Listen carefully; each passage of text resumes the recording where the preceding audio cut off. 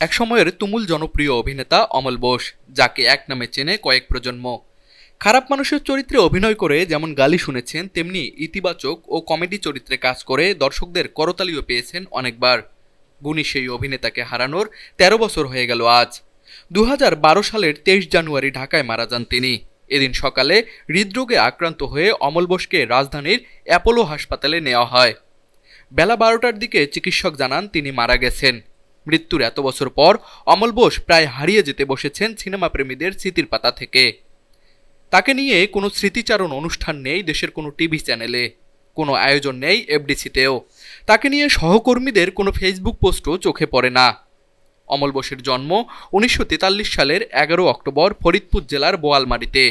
বর্ণাঢ্য ক্যারিয়ারে নিয়মিত অভিনয় করেছেন মঞ্চ, বেতার, টেলিভিশন ও বিজ্ঞাপন চিত্রে।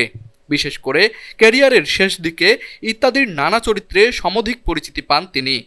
তুই কি শুরু করছিস? তোমার একটা দেরিতে একটু নাস্তা ছিলাম, মঞ্চটা খালি পেলাম তো। শরম করে না?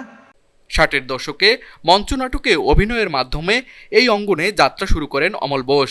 ১৯৬৩ সাল থেকে ক্লাব থিয়েটারের মঞ্চ নাটকে অভিনয় শুরু করেন।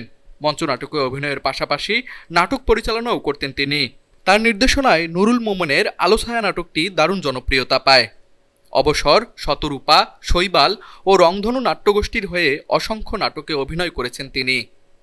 সিনেমায় অভিনয় শুরুর এক দশকের মাথায় ১৯৭৫ সালে কেন এমন হয় নামে একটি সিনেমা পরিচালন করেন অমল বোস।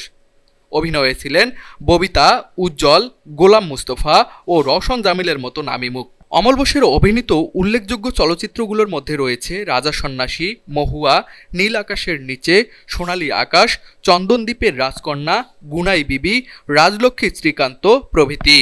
তার অভিনীত সর্বশেষ সিনেমা অনিমেষ আইচ পরিচালিত না মানুষ।